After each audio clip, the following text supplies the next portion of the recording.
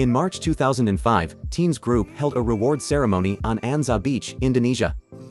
40,000 Tian's family members from all over the world attended the event.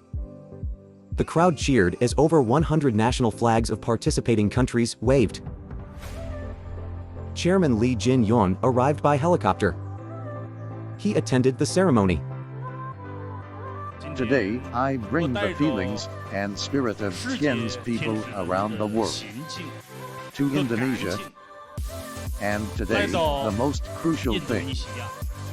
I deeply thank all the Tian's family members present today. With you, Tian's develops here. I sincerely thank you all.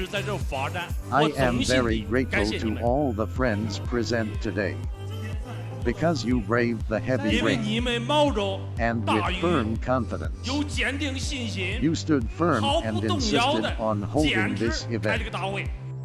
A sign of prosperity and good fortune for the event. Chairman Lee Jin-yong stood firm in the torrential rain without an umbrella. He stood close to all the family members, enduring the storm together. Awards such as the Heroic Car Award were presented to the winners of the event.